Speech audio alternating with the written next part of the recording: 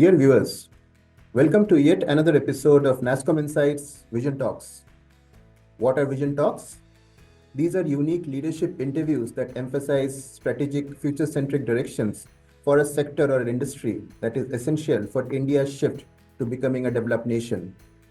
Today, we stand at a crossroad. Whether you are a country, an enterprise, or a consumer, leadership in data and AI will define the path going forward in all the areas. Economic growth, job creation, improved efficiencies, creating new markets, transforming customer experiences. In today's Vision Talk, we explored this topic further, delving into various aspects of mastering data and AI will be core to India to achieving its Viksit Bharat ambitions. And to share his thoughts today on this topic, I have a visionary with me. According to me, he's probably India's foremost data visionary, Mr. Nitin Seth, co-founder and CEO Incedo, a digital transformation company. He has over 25 years of experience in the consulting, analytics, and technology services industry, with leadership CXO roles at McKinsey, Fidelity, Flipkart, in addition to various entrepreneurial ventures. He is also a best-selling author and speaker on topics such as digital, AI, data, innovation, leadership, and building high-performing teams. Nitin has been a mentor to me in the past, and with that, it gives me a great pleasure to have him here today. Welcome to Vision Talks by NASCOM Insights, Nitin. Thank you, Achyuta, and good morning, and so happy to be talking to you. Thank you. Nitin, we'll just get into the discussions quickly. You've had a very versatile career, right? You've worked in analytics, you've worked in GCCs, finance organizations, e-commerce, HR, entrepreneurship. You've built and led diverse teams and organizations. In this process, what is the most valuable leadership lesson that you have learned? What keeps you really inspired and motivated? It's a big question, and I'm no more a consultant, so I don't have as a consultant you give very precise easy answers, but life is not that precise. Maybe I'll talk about two or three things. I think the biggest learning I've had over the past many decades now of leading is what I called the duality of life. Any whatever I see in business and in life, you're always having to balance across contradictory objectives. It can be growth and profitability. It can be short-term versus long-term, short-term execution versus long-term strategy. It is your people versus your customers.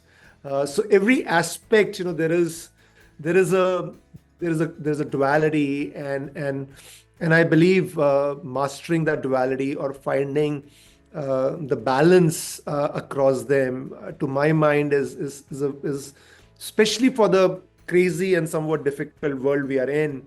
That I believe is a very, very critical leadership skill, and I think a lot about it, and I try to practice it. I think there was a second part of your question, that what keeps me inspired, and I think it's just gratitude, for the gift of life. Maybe it's a philosophical view, but it's such a look. The gift of life is such an incredible gift, and it's an opportunity of making an impact in the world, leaving some dent on the universe, whatever small it is. And that's what really inspires me, that we have this great opportunity, all of us, and in every day we should try to be the best versions of ourselves, learn and grow a little bit every day, and make some positive difference. We are just very small speck in the overall the vastness of universe. So it's always debatable what kind of impact we can make, but still, we should always strive to make impact, and then that's really what motivates me, Achyuta. Thank you, Nitin. Thank you for being so honest about it. In fact, I remember when you fractured your leg, you were still coming to office way back, I think the Fidelity days, many years ago. And I used to question, why are you doing this? And you said, no, I have to come in. I have to do my work. I have to inspire. I have to motivate myself. And I think, thank you for the opening comments. Moving forward, Nitin, we are in this age of data and AI today. You call this out in your 2021 book. and more so last year in your second book, right? What do you really think has fundamentally changed between 2021 and 2024? So between when you wrote your first book and when you came out with your second book, right? Um, Over to you.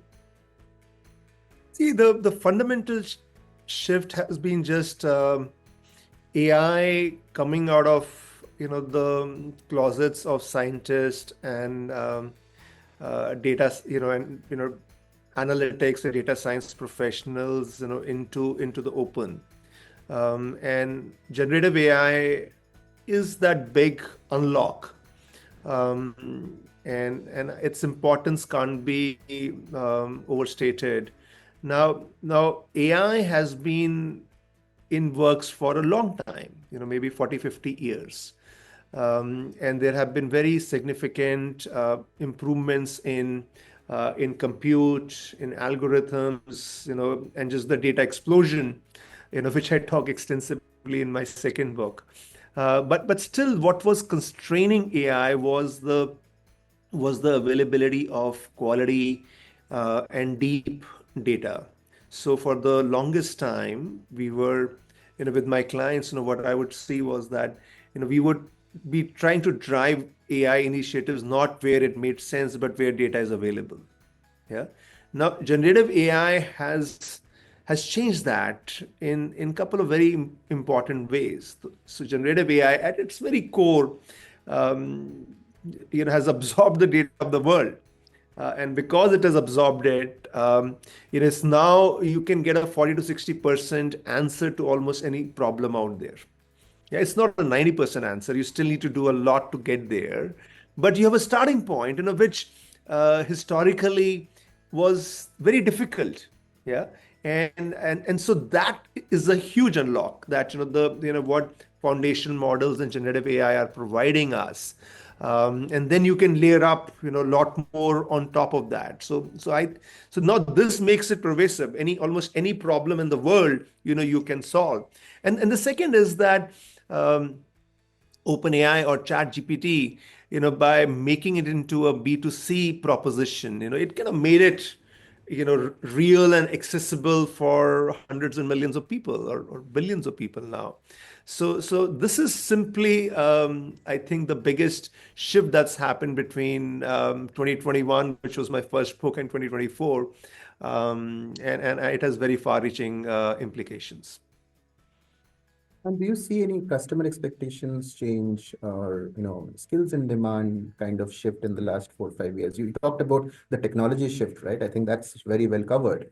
But from the customer side, real impact on business and from a skills perspective, do you see any changes in the last 4 years?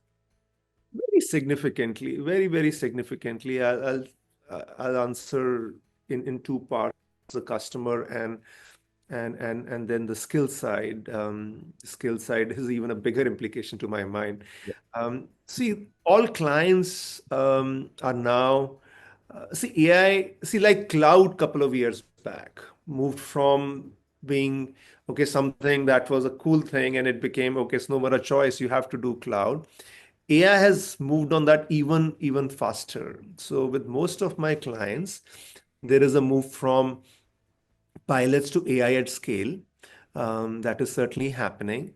Um, there is tremendous amount of capital now that is being spent. I think till last year, maybe it was still there was a lot of excitement around AI, but the capital spent was still limited. But now, over the last 6 months, that has also shifted.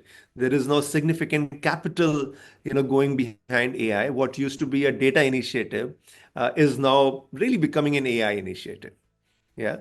And there is now what's also shifted, Achyuta, is that in most cases there's a very clear expectation from the board, yeah, of outcomes.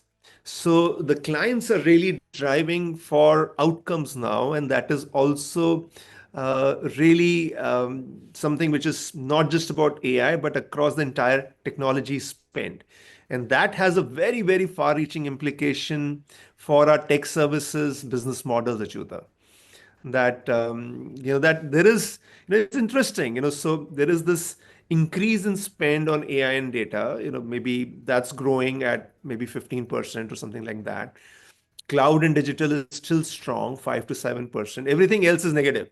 Everything else is -5 or more, or -10 or -20%. Okay, my large clients, very large clients, on some of the core spend, they're looking at -20, -25. Okay, so the biggest shift I've seen from, is this drive for outcomes. That it's no more just about doing the work. It's not no more just about activity, but it is about outcomes. And today, the most of the outcomes of the leverage of AI is around productivity. So I would say as high as 80 to 90% of the use cases are productivity and efficiency oriented, which in a sense is even more tricky and troublesome for the tech industry going forward. Because all of that productivity and efficiency is going to finally result in less work. Okay. So we have to deal with it. That the paradigm for the industry is changing very rapidly and very, very significantly. So it is about productivity, but there is a lot more that needs to happen on the customer growth side, in the clients and the industries that I work in. And I think more broadly for AI, that's the thing. Because if we don't focus on growth and we're only focusing on productivity, we'll keep on shrinking the pie. Of Okay. course. So that's kind of the first part, around what's changing with customers. And there are some very, very significant changes and with even bigger implications for the services industry. As far as skills go, it's very, very significant, Achyuta. It's very significant. Of course, the tech skills or the AI skills, are important. No doubt about it. But it's no simple matter of just reskilling and upskilling. And that's where I feel that even the conversation in the Indian tech industry is not framed properly. It's not a simple matter. Yeah. It's not that, it's now, see, AI is relatively easy to use. That's the whole power of AI. Yeah. So you don't need to, the training you need to, write code, build applications versus what you need to use Copilot or any AI tool is very different. It's not that complicated. Okay. And that's not what it is about. Of course, you need to do that. Of course, you need to train, very rapidly. You need to train your workforce on using AI tools. Without that, you will not have a business. Every client is expecting that you will be using it and you will be driving 20-25% productivity. But the much bigger issue to my mind is that are we able to solve problems? Are we able to solve business problems? See, the core tech layers, where a lot of the work used to happen in terms of, ADM, application development, and all of that, is going to become less and less. The big tech is investing massively. There are like almost $500 billion of investment going into that. Yeah. So and that will leave less and less space. But the big, big, big opportunity, which is not being addressed today by the hyperscalers, by big tech, is then how do you use the horizontal layers to solve business problems? Which links to the point I made earlier that right now, most of the AI effort is around productivity, whether it is the software development lifecycle, customer service, mid office, back office, because it's easier to do. The more difficult thing is that, okay, if I'm telecom, I'm banking, how does my value chain get disrupted? What is something new and different and interesting I can offer to my customers? That's the more exciting and more valuable part. Yeah. But to do that is not easy because that requires a very different level of domain understanding. Yeah. That requires a very different level of problem solving. And in our industry, we have typically not built that kind of domain depth. We have domain, but our definition of domain and what is now required for, to figure out all this disruption and the midst of this disruption, how do you, what are the possibilities? So that's a huge opportunity. And if we are able to bring together the traditional strengths we have around engineering, the strengths we have built around data and AI technologies over the last couple of years, and this domain knowledge and the problem solving which stitches all of these things together, now that's what is what I think is needed, and what I am constantly talking about, because the world is shifting very, very rapidly, and what is we have in the Indian tech industry, we have a great opportunity, but the sands are shifting, Achyuta. Very fast. And Yes. if we don't reinvent ourselves very forcefully and almost dramatically, we will it will be a huge implication for us. I agree completely. Clients asking for ROI today rather than the blind investments that they made in 2021. And the impact of domain, that's something that used to hurt us way back when we were in a non-AI world. In an AI world, it's going to hurt us even more. And I think that's something that we would like to expand on. You've kind of answered one of the questions that I had later on. But just moving on quickly, Nitin, everybody wants to know today how can they become AI led? Right? I mean, you talked about data AI, you've talked about the need of the tech sector, but from an enterprise perspective, everybody wants to know how can they become AI-led, AI first.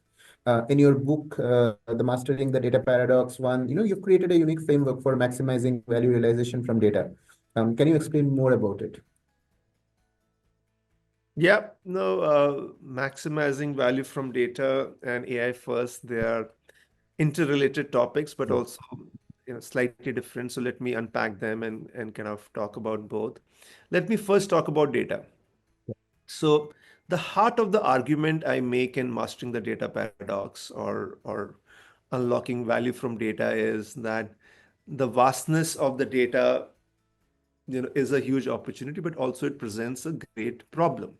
Yeah, because the natural impulse and the method we have used in the industry is that let's first get it together. Yeah, let's first get it together in some kind of data infrastructure. What that is keeps on evolving. Warehouses, data lakes, lake houses, and so on. And then we will get something sensible from that, like a single customer view. And then we will have some insights and actions from that. And then sadly, this is not proven out at all, at all. Okay.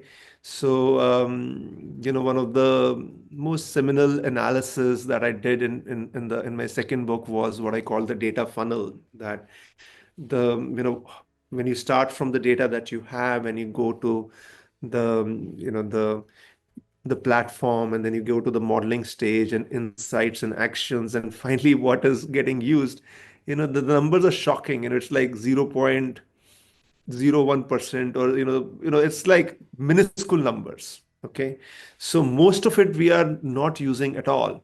And then on top of that, we keep on wanting to pile more and more data simply because more and more data is getting generated.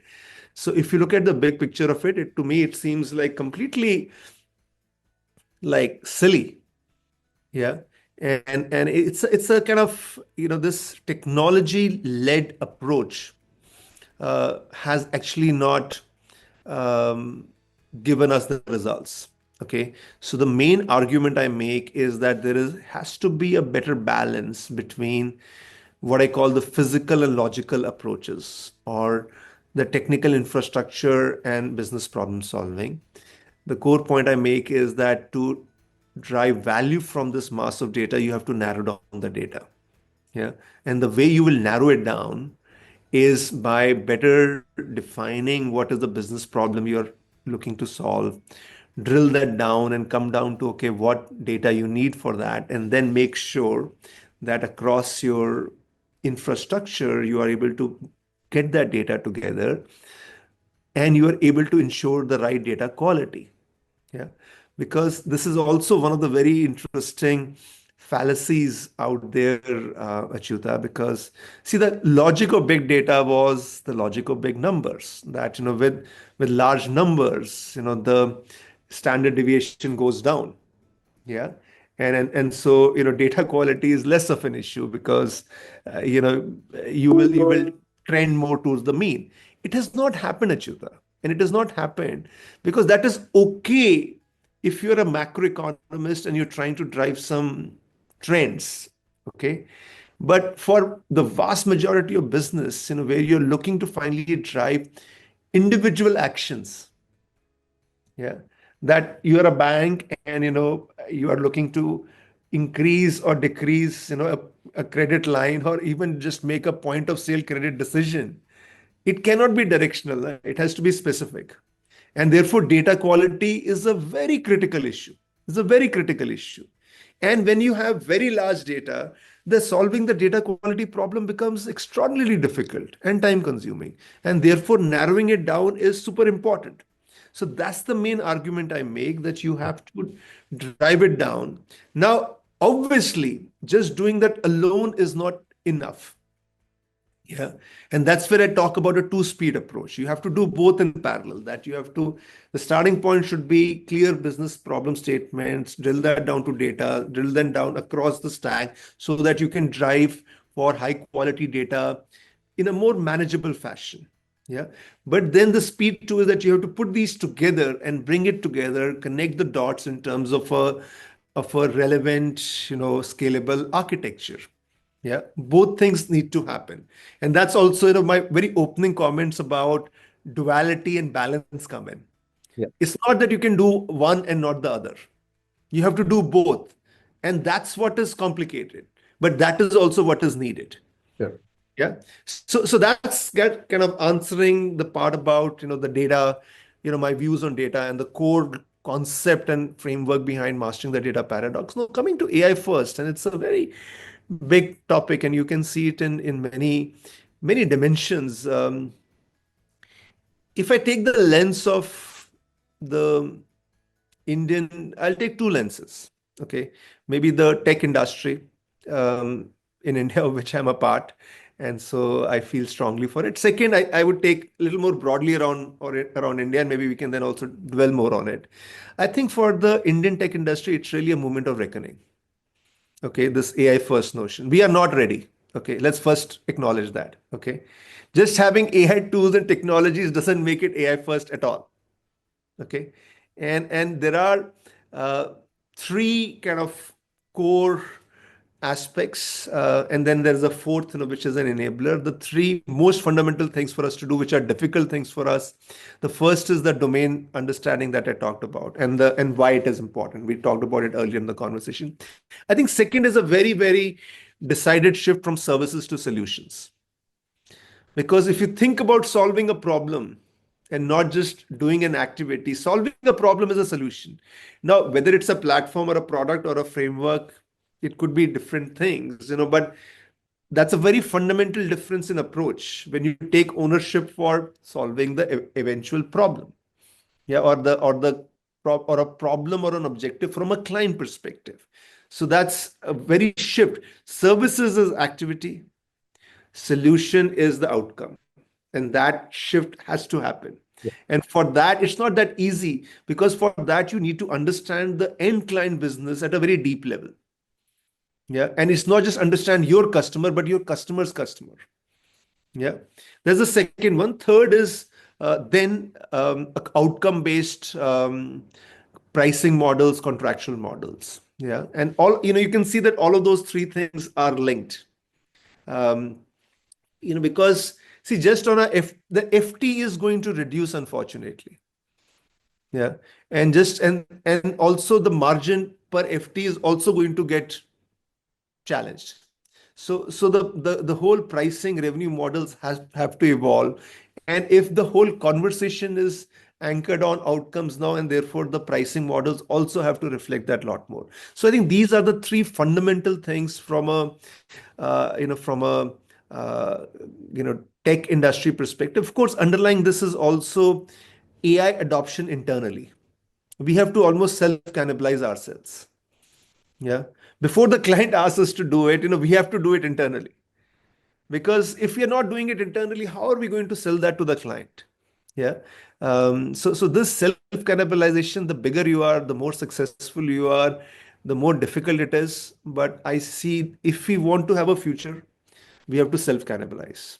Yeah, we self-cannibalize, we can get to a much better place. Okay. But we have to go through that pain of self-cannibalization and some disruption in our revenues and margins. So I think that's from a tech industry perspective. If I may say, offer some thoughts on what it means for India, because that's also something I think a lot about. Yeah. And it's a humongous, again, if for Indian tech industry, it's an opportunity of challenge overall for the country, it's even mega exaggerated. Okay. So I think the opportunity is kind of the as in to really unleash a tsunami of entrepreneurship, unleash a tsunami of startups. We have been moving in that direction, but this is really the time, and this is the reason why. See, all the investment that has been happening, Achyuta, in AI has been on the infrastructure layer, GPUs, foundation models. But that is not outcome, Nayar. That is not outcome. The outcome for the businesses, for customers, is when you start to do things at the application layer. Doing things at the application layer is tough because that's where the domain knowledge becomes very important. Yeah. Now, my view is that every single industry in the AI age is going to get disrupted. It will mean that there are hundreds or maybe thousands or many thousands of problem statements, use cases in each industry. You combine that across industries, it's kind of like an infinite number. Now, with our talent and the tech readiness of the talent, and generally the growing self-confidence in that generation, now this is the right time to really unleash that product startup ecosystem which has been building up for a while, but now this is the time to really, that's the huge opportunity that India could become a dominant player in that.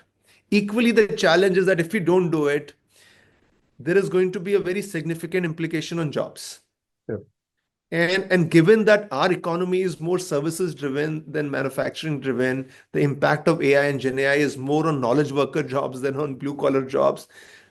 The implication for us is going to be more exaggerated. Yeah. So we cannot just be sitting on this great services industry that we have built over the last 3-4 decades, because that is going to get disrupted. But we should use that as a foundation now to really unleash that tsunami of entrepreneurship. And I think that is the tremendous opportunity, for India. Good. I think, Nitin, you answered the next question that I had, which is basically as we have planned for I'm uh, preempting all of your yes, questions, Achyuta. yes, Just show yes, how well yes. we know each I other. think you've done your predictive modeling well over here. For enabling Viksit Bharat, what do we need to do? What can technology do? What can AI do? And I think you're completely right. We need to own this. Okay, thanks, Nitin, for touching upon the priorities for India to really lead in this age of AI and data. But you did give me a sneak peek at something that is upcoming from your end. Would you like to let our audience know into the secret little bit? Yeah, I'm very happy to share that I just finished my third book. Predictably, somewhat, after a book on digital and then data, it had to be on AI.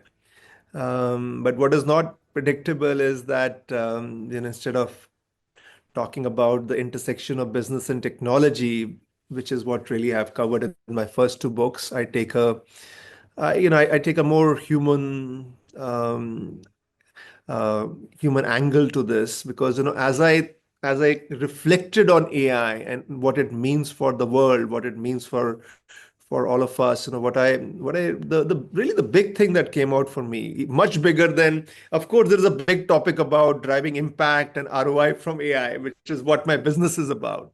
But I felt there was a much bigger question that AI is decidedly going to get better than humans on most of what we define as human competence, not just IQ, but also EQ. The self-learning nature of AI and the many things that go into AI will make it inevitable. And that really will leads to the question that what is our edge? What is our edge? We talked about jobs just a while back, and just to, my research at Utah is that in 15 years, 50% of current jobs might go, not just impacted. Like impacted is 90% plus, go. Okay, that's like like I'm like flabbergasted. Why are we not having more of a discussion on it? Is it to be taken as a given? Or we are like an ostrich, we are going to dig our head in sand and not face the issue. I think there is a way out. I talked a little about it, that while AI to me heralds the end of the era of jobs, potentially also end of the era of managers, but I think it also heralds the era of entrepreneurs. Yeah. And but it has to happen at scale. It's a very, very different mindset. And therefore, we as humans, need to almost embrace the more adventurous, risk-taking, pioneering spirit of the early man. We have to go back to what is the core, what it means to be a human.